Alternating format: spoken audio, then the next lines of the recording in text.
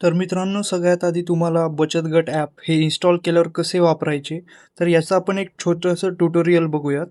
सगळ्यात पहिल्यांदा आपण ॲप ओपन करू. ॲप कसं यूज करायचं हे मी तुम्हाला एकदम शॉर्टमध्ये सांगतो. ज्यावेळेस आपण ॲप ओपन करतो त्यावेळेस तुम्हाला इथे 2 ऑप्शन दिसतात, की प्रवेश करा, नवीन खाते. इथे तुम्ही नवीन खाते सगळं टाकू शकता, पण सगळ्यात सोपी मेथड आहे साइन इन विथ गुगल या बटनावर क्लिक केलं, की तुमच्या फोनमध्ये जेवढे काही गुगल अकाउंट असतील ते इथे लोड होऊन जातील. तर ठीक आहे, चला मी एक अकाउंट हे करतो. मी एक अकाउंट जे काही तुमचं आहे ते सिलेक्ट केलं, तर इथे थोडासा वेळ घेईल आणि तुमचं अकाउंट डायरेक्ट लॉग इन होऊन जाईल. तुम्हाला फक्त इथे टाकायचं आहे काय, की जो काही ईमेल आहे, तुमचा जो फोन नंबर आहे, तो इथे टाकायचा आहे. तर मी सगळी डिटेल ही ब्लर केलेली आहे प्रायव्हसीच्या कारणामुळे. तर मी इथे जो काही नंबर आहे माझा तो टाकून देतो. ती जन्मतारीख इथे टाकायची आहे, जी काही असेल. डायरेक्ट तुम्ही टाईप करू शकता, की जसं की 26 मार्च 1996 सेट. ओके. जर तुम्हाला कोणी मित्रांनी किंवा कोणी रेफरल कोड पाठवला असेल, तर तो इथे तुम्ही टाईप करायचा. तुमचं लिंग जे काही आहे ते तुम्ही निवडा. त्याच्यानुसार आपली थीम वगैरे ठरणार आहे. ओके. तर कंटिन्यू करूयात. ही सगळी माहिती आली. आता आपलं अकाउंट एकदम रेडी झालेलं आहे. आता हे वापरायचं कसं? तर तुमची भाषा निवडायची आहे. मला मराठी सिलेक्ट करायची, तर माझं पूर्ण ॲप हे मराठीत असेल.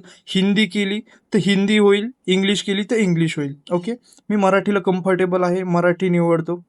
मराठी निवडल्यानंतर आता आपण पुढे बघूयात, की आता तुमचा ऑलरेडी एक बचत गट असणार आहे. ठीक आहे. जर असेल तर तुम्ही इथे नवीन गट तयार करायचा आहे. पण जर कोणी तुम्हाला म्हणजे तुमच्या मित्रांनी आपल्या या ॲपची लिंक पाठवली असेल आणि बचत गटाचा कोड पाठवला असेल, तर तो इथे अस्तित्वातील गटात सामील व्हा याच्यामध्ये तो कोड टाकायचा आहे. ठीक आहे.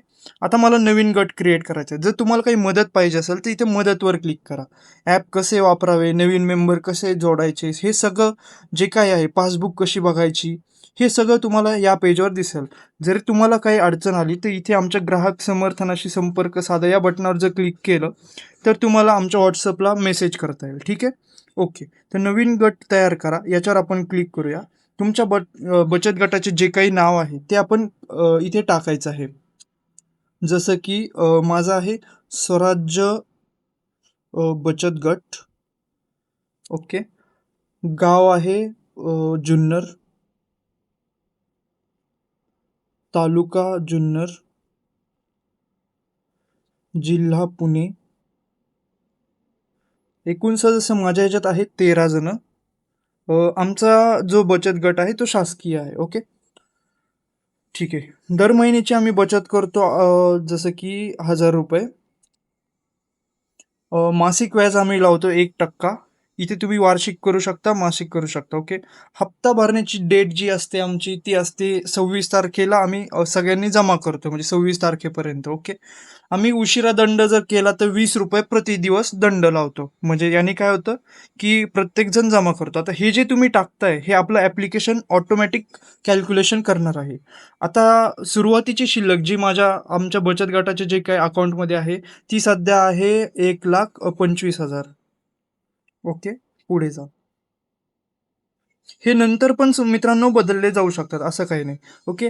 आता तुमचा गट कोड हा आहे, तर हा तुम्हाला कॉपी करायचा आहे किंवा WhatsAppवर मित्रांना तुमच्या शेअर करायचा आहे. म्हणजे त्यांनी पण हे ॲप इन्स्टॉल करायचं आणि त्याच्यामध्ये जॉइन व्हायचं. आता ज्यावेळेस आपल्याला हे दिसेल, की 1,25,000 शिल्लक, अंतर्गत थकीत कर्ज तर काही नाही आहे. हे दिसलं. ओके. इथे महत्त्वाची सूचना सांगते, की तुमच्या गटासाठी कोणताही व्यवहार सांभाळणारा सदस्य निवडलेला नाही. तो आपण निवडून घेऊया आधी. त्याच्यावर क्लिक केलं, तर कोण सांभाळतंय, की मीच सांभाळतोय. ओके. बदल सेव्ह केला. ठीक आहे. आता मी काय करू शकतो याच्यामध्ये, की बचत जमा करू शकतो. म्हणजे कोणी दिली. आता इथे सगळ्यांनी जॉइन व्हायचं. ठीक आहे. एखाद्याकडे मोबाईल नसला त्याने काय करायचं, इकडे प्रोफाईलमध्ये जायचं. जसं की इथे पदाधिकारी व्यवस्थापन. ज्यांच्याकडे ॲप नाही अशा सदस्यांना इथे जोडा. म्हणजे नवीन सदस्य जोडा.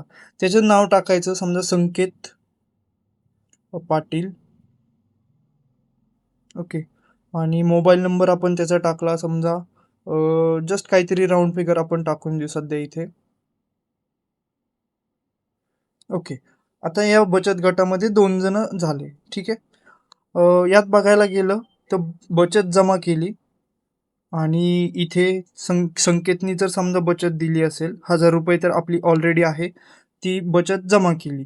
तर बरोबर संकेतच्या नावावर म्हणजे इथे काही सदस्य वगैरे आहे, संकेतची जी काही बचत आहे ती इथे जमा झाली. हप्ता भरला, माझाच बाकी आहे अजून. ठीक आहे, तो पण मी जमा करून घेतो. ओके. आता बचत होत गेली. आता तुमची डिजिटल पासबुक बघा कशी जनरेट होते. तुम्हाला इथे भरपूर ऑप्शन मिळतात मित्रांनो, की काय करायचं. नफा व्याज वाटप, अलीकडील व्यवहार सगळे. याच्यावर आपण जरी क्लिक केलं, की काय व्यवहार झाले, हे सगळ्यांना दिसणार. म्हणजे आपला बचत गट पूर्णपणे पारदर्शी होणार. याच्यामध्ये कसलंही काही राहणार नाही. म्हणजे जी काही हिडन गोष्टी असतात त्या काही उरणार नाही. ओके. बरोबर 1,25,000चा जो बॅलन्स होता तो आता 1,27,000 झाला. का? तर आपण 2,000 ॲड केले. कसे केले? संकेत पाटील यांच्याकडून बचत जमा झाली आणि माझ्याकडून ही मी ॲड करून ठेवली. म्हणजे हा जो काही सांभाळणारा सदस्य आहे व्यवहार, तर तो इथे ॲड करणार आणि सर्व आपल्या सदस्यांना दिसणार. तुम्हाला याची PDF डाउनलोड करायची असेल तर ती सुद्धा तुम्ही करू शकता. कुठून कधीपर्यंत करायची ती सुद्धा PDF तुम्हाला इथे अशा टाईपमध्ये दिसणार आहे. ओके. हे सगळे फीचर तुम्हाला इथे मिळणार आहेत. शासकीय बचत गट असेल तर शासकीय जे काही योजना आहेत इथे सगळ्या तुम्हाला इथे मिळून जातील. ठीक आहे.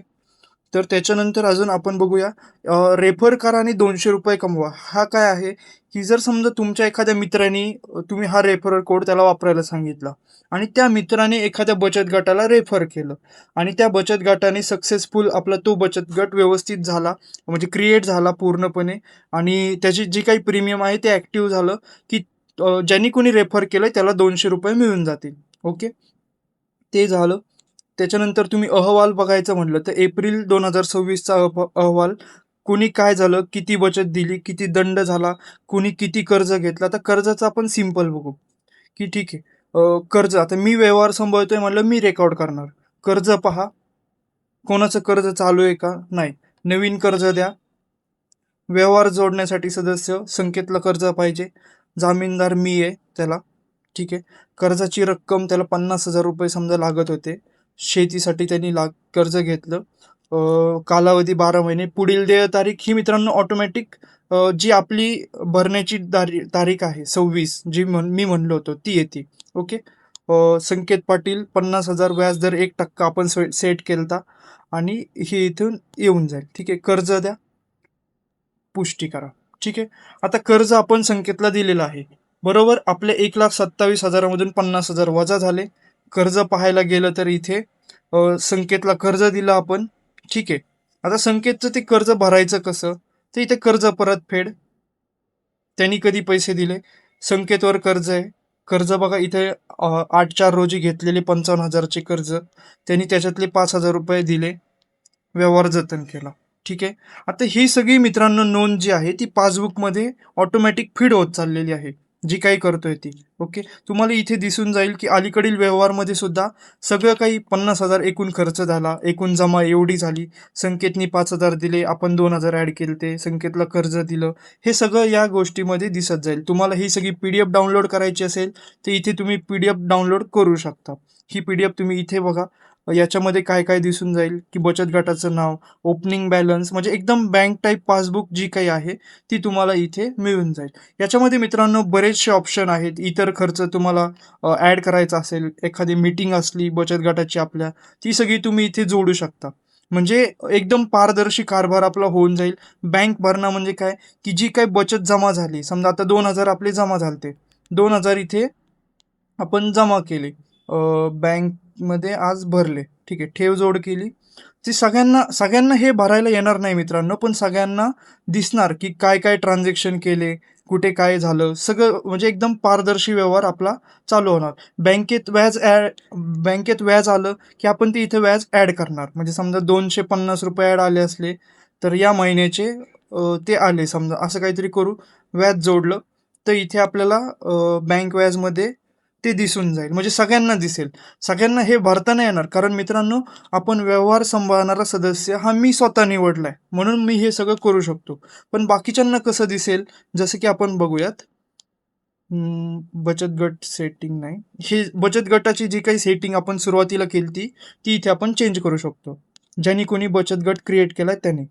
पदाधिकारी व्यवस्थापन, त्याच्यामध्ये व्यवहार सांभाळणारा सदस्य समजा संकेत आहे, थोड्या वेळ सेव्ह केला.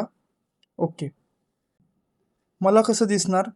जसं की बचत जमावर गेलं, की फक्त कुणी काय-काय बचत केलेले आहेत, ते दिसणार. मला फीड नाही करता येणार. का? तर मी व्यवहार नाही सांभाळते आता सध्या. कर्ज पहा, मला फक्त कर्ज दिसणार. नवीन कर्ज देता नाही येणार. ओके. कोणाचं किती कर्ज आहे, पुढील देय तारीख काय आहे, त्यांनी किती रुपये भरलेले आहेत, ते सगळं दिसणार. कशासाठी घेतलं होतं, 8 तारीख चुकवती म्हणजे त्यांनी परतफेड दिली. हे सगळं आपल्याला व्यवस्थित सगळ्या ह्याच्यात दिसणार आहे. इतर खर्च जे काही असतील, गटाचा खर्च कोणी ॲड केला असेल, कर्जाची परतफेड या तारखेला भरले.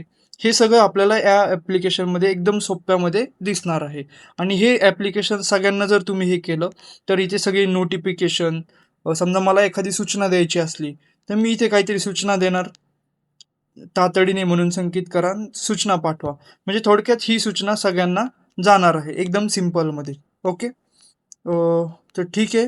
ही सगळी पासबुक झाली. कसं काय झालं हे सगळं आपल्याला व्यवस्थित इथे दिसणार आहे.